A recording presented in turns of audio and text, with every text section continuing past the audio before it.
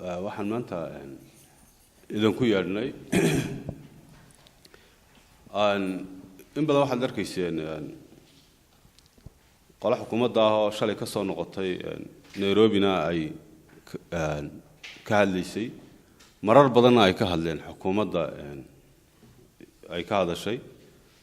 arrinta doorashooyinka waxaan doonayaa in bulshada Somaliland u cadeyno arrinta doorashooyinka ee muddada badan muranka ka jiro ama hadalku uu ka taagan yahay xisbiga wadani marnaba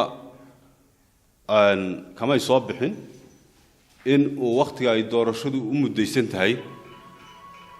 inuu wax dooda ka keenay xisbiga wadani taas bulshada waxaan u cadeynaynaa inaanu xisbiga wadani doorashada xilliga ay u qorshaysan tahay inaanu marnaba wax dooda ka keenin sanadkan dabayaaqadiisana uu diyaar u yahay doorashada dhacaysa inuu ka qayb galo arrinta muranka iyo doodu ay ka taagantahay muddo 14 bilooda doodu ay ka jirtaana ma aha xilliga ay doorashadu dhacayso waxa weeye 14 bilood sidaad ogtihiin muddo gaadhaysa waxa ay doodi ka taagan tahay ama muran ka jira komishinka maanta jira inuu baneeyo komishin cusub oo loo sameeyay inuu yimaado arrinta aanu xukuumadda isku hayno muddada 14 biloodina waa labada qodob weeye labadii qodob oo ay bulshada iyo in badan aad aragtay iyagoo garoomada iyagoo ka sheegaya mahawiyada ka sheegaya in ay tanaasul muujiyeen wali labadii qodob sidii ay ku bilaabmeen ayay ku taagan yihiin ilaa imkana wax tanaasula oo ay ka keeneen iyo wax gorgortan wanaagsan oo laga heshiiyeyna ma jiro arrinta commissionku waa kaas wada ogtiin commissionki wali uu jooga arrinta saami qaybsiga commissionka qaybtiisa sida loo qaybsanayana ayadana waxba kama ogola marka labada qodobba sidii bay u taagan yihiin 14 biloodna way taagnaayeen waxa ay leeyihiin waanu ka tanaasuleyna waxay ku wanaagsan tahay inay ummadda u sheegaan iyaga oo qodobaynaya bal waxa ay ka tanaasuleen iyo waxa ay doorashada ay qabanayaan wada hadalkeedu taagnaa ay ummadda u sheegayaan ay dhowr goorna ka hadleen ay yiraahdeen waanu ka tanaasulay inay ummadda u sheegaan ba ayaa haboon arrinta meesha taala waxa weeye xukuumaddu waxayna leedahay xeerkii doorashada annaga samaysanayna komishinkii doorashadana annaga wadana shaqaalihii komishinkii iyo hawshiina annaga diyaarsanayna wax allaaliya wax kasta oo doorashada ku saabsan annaga dhammaystiranayna doorashada sidaa ku soo galabayna leeyihiin haddaa diidaanna xoog baanu ku qabanaynaa arrintaasi waxaanu leenahay arrinta caynkaas ay leeyihiin waxaan leenahay war arrintaasi arrin meesha taalla iyo arrin leeg midna maaha arrin Somaliland ka suurtagelaysana maaha doorasho xoog laguma qabto doorasho araariyo laguma qabto doorasho military laguma qabto doorasho nin quri ma qabsado doorasho cid baa ku tartanta doorasho cid baa wada gasha doorasho cid baa ka heshiisa farsamadeeda cidda ay ka dhaxaysa ka heshiisa marka waxaan leenahay war doorasho xoog ku qaban maysaane doorashada commission inoo qabta oo aynu qaybsano aynu ka wada hadalno ka heshiino doorashada xilligeedii ha inoo dhacdo doorashada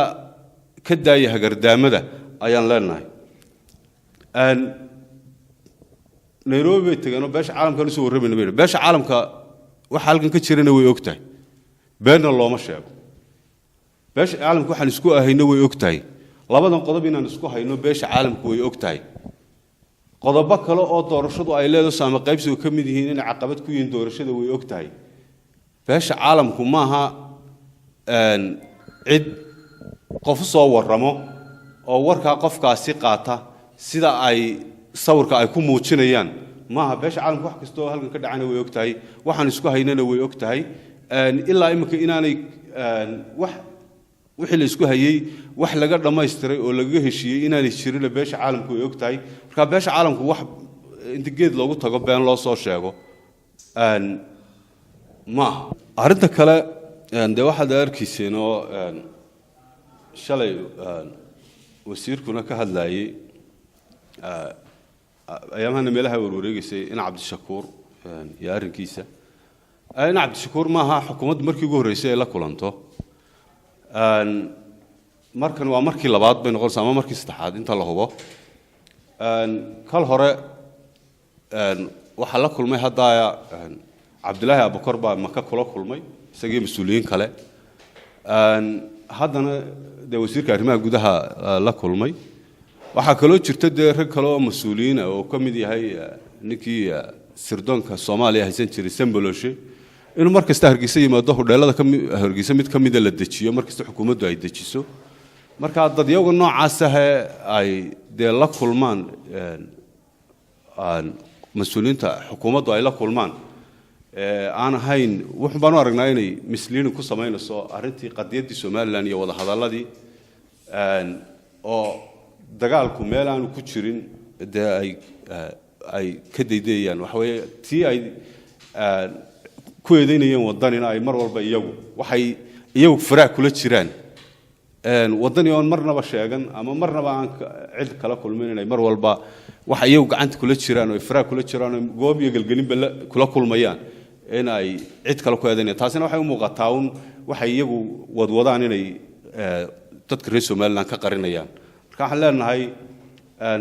Soomaaliya waxa inaga dhaxeeya wada hadal Soomaaliya waxaynu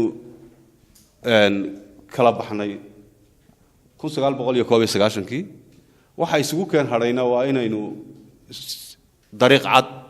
iyo wada cad ku wada hadallo wada cadna ku kala inta isugu keen hadhay aynu ku dhameysano Soomaaliland kama mid aha maamul goboleedada ka jira Soomaaliya laakiin sawirka ay u soo qaadayso xukuumadda maanta jirta ayaa wuxuu ka dhigayaa Soomaaliland inay ka mid tahay maamul goboleedada Soomaaliya ka jira marka ay siyaasiyiinteeda iyo dadka aan iyagu waxay isku hayaan marka adigu dhax gasho leeyahay waliba waxyaabo diplomatically khalad ah oo dal kale inaad kaga dhawaaqdo jabhad baan u sameysanayaa iyo ciidan baan u sameysanayaa wixii adigu aad cidda is haysaan aad kaga hortagi lahayd inaad media isla soo taagto taas lafteed waxay tilmaamaysaa tamar darrada iyo awood darrada halka ay marayso marka waxaan ku soo gabagabeynayaa wasiirka arrimaha gudaha ee nale xoog baan ku qabanayaa doorashada de hadalka su'aasha la weydiinayo cid uma soo igmadeen haddii tamartaasi ay jirto marka waxaan leenahay war miiska wada hadallada ee aynu doorashooyinka ku qabsanayno aynu ku soo noqono waxa qadiyadeena fool xumaynayna aynu iska dayno aad baa mahadsantiin kama lunsana wadada oo u marayo qadiyada goonisutaaga Soomaaliland kama lunsana maqaaxyahana kama baarbaaro sida xukuumadda kulmiye iyo afhayeenadeedu ay u hadlayaan kama maqaaxyaha kama baaro arinta cid baan meel ku marti qaadaya iyo haddaba way marti qaadaan laakiin waxa leenahay in waa de arrin khalad ay sameynayaan waxay isleeyihiin way qarsoomaysaa way marti qaadaan Hargeysa ku marti qaadaan Hargeysa yimaadaan mas'uuliyiinta waliba mas'uuliyiin waxba ka gooyin oo qadiyada Soomaaliland aan waxba ka qaban kareynin ayay marti qaadaan marka annaga nagama lunsana wadadan u marayno goonisutaaga Soomaaliland iyo qadiyada Soomaaliland nagama lunsana maqaaxyana kama baarbaadno meel hoosana kama baadno marka wadadu way noo cadahay laakiin iyagu sida ay u wadaan de waa arrin khaldan shacabka Soomaaliland baana ka garnaq doona xisbiga wadanna ma qariyo meel uu cid kula kulmay iyo kulamo noocaasna ma galo magacaygu waa Yaasir Rashka xukuumaduna waxay leedahay waxaanu diyaar u nahay inaynu dhageysano tabashada xisbiga wadani u tabanay tabashadiinu maxay tahay aad sa tabanaysaan taxigtaanku weydiinay waxa weey gudoomiyaha komishinka Soomaaliya waxay sheegtay in ay qabanayaan doorasho cod iyo qof doorashadana ay gaarsiin doonaan gobolada Soomaaliya oo ay Somaliland ku dareen arinta iyada idinku sidee idin la muuqataa xisbiga wadani arinta koobaad waanu de waxaan isku hayno doodayda 14 bilood bi socotay waxaan isku haynaa qodobo kooban baan isku haynaa commission in la bedelo commission kale cusub yimaado commission kale la qaybsado qodobo noocaas aan isku haynaa kuwii baa wali taagan 14 biloodna way socdeen marka diyaar doorashadu waxay noqonaysaa doorashada waxa uu ay noqonaysaa doorasho loo dhan yahay marka waxyaabaha la isku hayo xeerarkeeda la dhameystiro saami qaybsiyaa jira waxyaabo kale jira marka waxaas dhamaadaan bay doorashadu